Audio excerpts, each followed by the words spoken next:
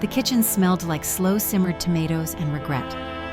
I stood at the stove, wooden spoon in hand, stirring the pot of sauce in lazy circles, just like I had every Tuesday for 22 years. Tomato basil, his favorite. He always said it reminded him of Italy, even though we've never been. I used to love that story. Now, it just made the kitchen feel smaller. Upstairs, I heard a laugh. Not his, hers. Then his followed, low, easy, familiar.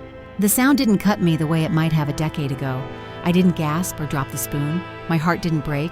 It calcified. That's the thing about being slowly erased.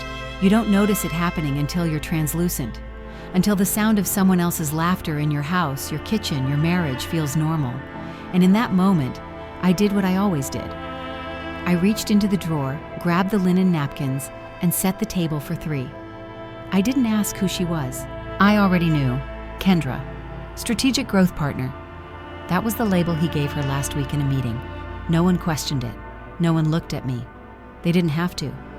I was the woman in the corner scribbling notes, pouring coffee, nodding on cue. The wife, the co-founder, the one who handled the payroll, the taxes, the packaging delays, the inventory nightmares. The woman who once stayed up until 3 a.m. gluing product labels by hand while breastfeeding twins. Russell got the glory. I got the glue gun. I set out the silverware, folded the napkins into neat triangles, laid out the lasagna pan that had just come out of the oven. Kendra's voice floated down the stairs, light, confident, amused. He loved when women admired him. He told me once that respect was the best kind of foreplay. I wonder what Kendra's version of foreplay was. Market expansion? Data integration? Or maybe just being 20 years younger with a laugh that made him feel like a king. I poured a glass of wine, took a sip, and smiled into the silence of my kitchen. Not the smile of a wife trying to hold it together. The smile of a woman who had finally opened her eyes. And no, I didn't cry. I stirred the sauce. I plated the food. I kissed him on the cheek when he walked into the room like nothing had happened. And I waited. Because something had changed, not in him and me. If you're still here, thank you. If you've ever felt like a shadow in your own story, if you've ever made dinner for someone who forgot your name, your value, your voice, this one's for you. Subscribe, share, leave a comment if you've ever smiled through a lie just to survive the night. Because that's how this story begins, but it's not how it ends. It started with jam, not metaphorically. Literally, jars and jars of jam lined up on a folding table at the Oakview Farmers Market every Saturday morning for 2 summers straight. I made the recipes, hand-wrote the labels, packed the crates in the trunk of our dusty Honda. Russell? He wore a polo shirt and a wide smile, shaking hands with every stroller-pushing mom who walked by. They all loved him. He was charming, smooth, just awkward enough to feel relatable. Elaine's the brains, he used to say, wrapping an arm around my shoulders. I just sell the stuff. I believed him then. I thought that kind of partnership, one visible, one essential, was love. When the jam took off, we added preserves, then spice blends, then sauces. We called it Harvest Table Foods. He picked the name, said it sounded rustic but upscale. I didn't love it, but I loved him, so I let it go. We moved from a table at the market to a tent, then to a rented commercial kitchen. I quit my job as an accountant to manage things full-time. He was terrible with numbers and worse with deadlines. I took out a credit card in my name to cover our first major supplier order. We were in it together, or so I thought. And yet, every newspaper feature called him the founder. Every podcast invited him on to talk about his journey. I sat off camera and fed him bullet points he forgot to mention. When we hired staff, he introduced me as the one who makes sure I don't forget payroll. I laughed, so did everyone else. Eventually, he said I should work from the back office. It's quieter there, he told me. You hate distractions. He got a windowed suite with a whiteboard wall and a view of downtown. I got a desk by the utility closet and a sticky space heater. I didn't complain. I told myself the work mattered more than the title. In meetings I spoke, no one responded. I'd spend hours preparing reports, budgets, marketing strategies, only to hear Russell repeat my ideas louder minutes later and get nods of approval. Once I handed out a year-end financial summary with my name printed at the bottom. Our VP of Sales looked up and said, "This is great, Russell. Really impressive work." He didn't correct them. Our kids weren't much different. Grown now, scattered across the country, too busy with jobs and families to visit often. But they called for rent money, for advice, for help booking flights. Never to ask how I was, never to say thank you. Once Amanda called and said, "Dad's always been such a rock for us." I was speechless. The rock she was talking about once missed her college graduation because he got drunk at a distributor event in Napa. Still, I cooked dinner. Still, I folded his shirts. Still, I ran the numbers, met with vendors, paid the bills, cleaned the office fridge. I kept the company and our life moving. Then came the Aspen retreat. Every fall, we took our leadership team to some overpriced rental in the mountains. Wine, catered dinners, team building around a fire pit. That year, I sat near the edge of the circle, nursing a glass of Malbec, while they all laughed about some inside joke I hadn't been around to hear. Then Russell stood up. "To the heart and soul of this company," he said, raising his glass. "To the people who made it all happen." I waited. To Jen for keeping our socials alive, to Marcus who saved our butts in Q2, and to Theo, your vision for the rebrand was next level. He sat down.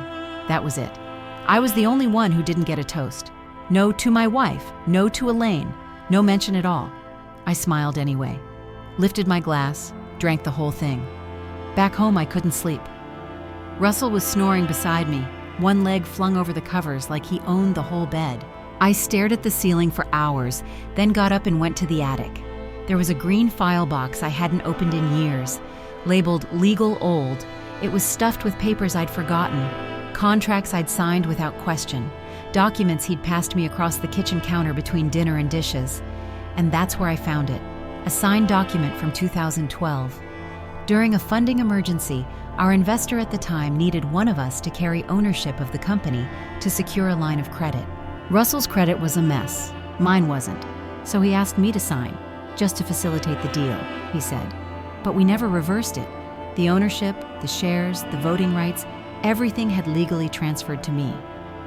I sat on the floor holding the folder in my lap, rereading it in the light of my phone. My hands weren't shaking. My pulse didn't race. Instead, I felt an eerie calm, like the moment before a storm rolls in and you can finally breathe. I hadn't planned revenge. I planned clarity. I planned justice, the kind only spreadsheets and signatures can deliver. The Monday after Aspen, I showed up at the office in a navy blazer I hadn't worn in years. It was stiff in the shoulders and a little out of date, but I wore it like armor. My heels clicked down the hallway, past the receptionist who looked up in mild surprise. I didn't nod. I didn't smile. I walked straight into the weekly strategy meeting and sat, not in the back corner like I usually did, but at the table beside Russell. He looked at me like I'd shown up to the wrong room. "You sure you want to be in here for this one, hun?" he asked, voice low and performative. I looked him dead in the eyes. "I helped write the agenda." He blinked. Kendra was there too, sitting across from me in a fitted blazer and lip gloss too shiny for a Monday. She crossed her legs and launched into a monologue about audience segmentation and Gen Z shopping behavior like she was applying for a TED Talk. "Don't you agree, Elaine?" she asked sweetly. "The brand tone needs a more modern female voice." I smiled. "You're absolutely right. Just make sure it's a voice that's earned its place." She blinked fast but said nothing. Russell chuckled under his breath like I'd said something cute. The room shifted slightly, uncomfortable. That week, I didn't just attend meetings. I reviewed vendor contracts. I reactivated my private business lawyer, Joseph Reed, the same one we used during the IP dispute 5 years ago. Russell didn't know I'd kept him on retainer. I asked for a full review of the company's bylaws, partner agreements, and employee equity records.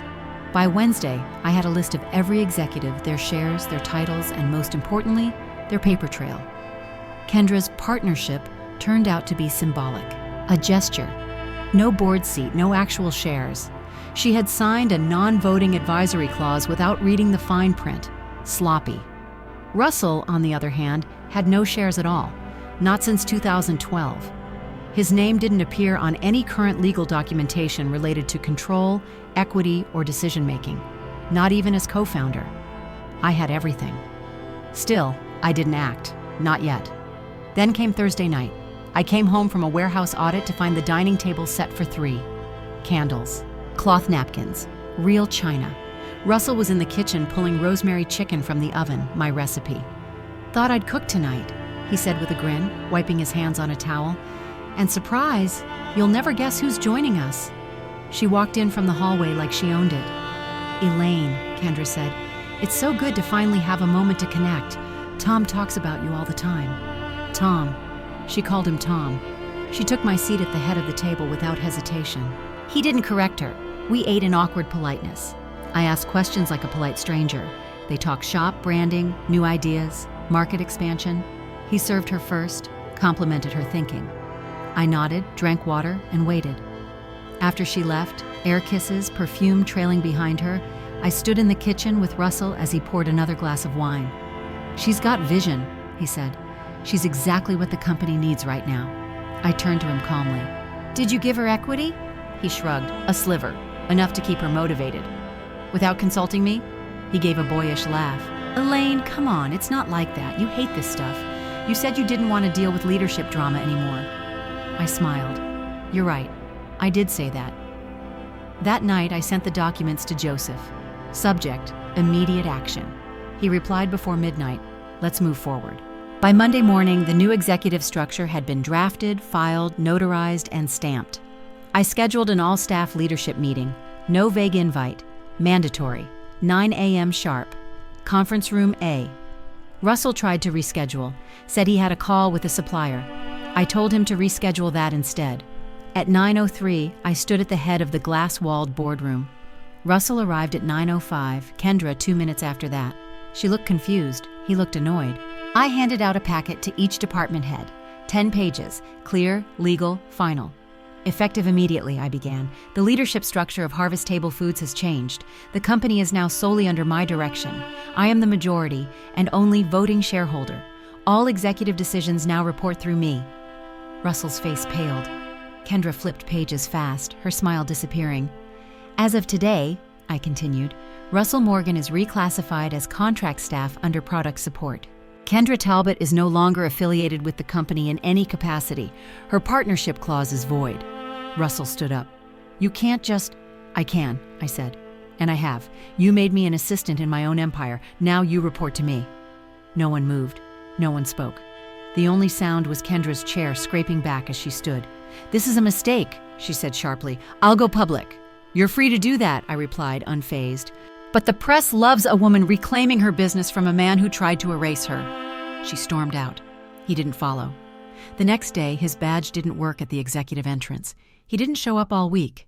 Kendra posted vague quotes on Instagram about betrayal and wolves in silk. I didn't respond. I was too busy reassigning titles, streamlining operations, and rebuilding my company on my terms. I didn't raise my voice. I raised the bar. The hallways felt different now. Not louder, not busier, just clearer. I walked them slowly that morning, coffee in hand, passing the framed photos of farmers markets and product launches that once only told his story. People greeted me, really greeted me. Not with polite nods or awkward glances, but with eye contact, respect, even gratitude. It wasn't grand, it was quiet. But after years of invisibility, that quiet felt like thunder.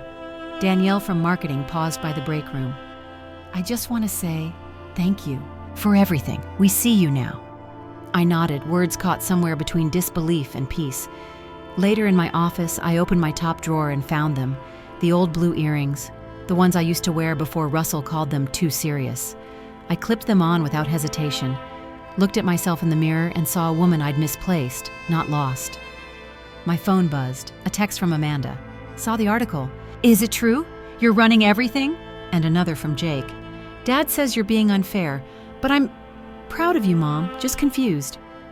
I stared at the screen for a long time, not angry, just aware. Even they didn't see me, but maybe I didn't let them. Outside, the new sign was going up. I stood by the window and watched as the tarp was pulled away, the morning light catching each letter. Morgan's Pantry by E. Morgan, not Harvest Table, not Tom and Elaine, just me, clean, true, undeniable. Inside the conference room, my new executive team gathered. All women. Some had once been assistants. Others had left places where their voices had been silenced. Here they were heard. Here, we led together. Not just with titles, but with value. I didn't burn it down. I just took it back. If this story reminded you of someone, or maybe even yourself, don't stay silent. Share it. Tell yours. And remember, we don't disappear. We rise. Thanks for listening.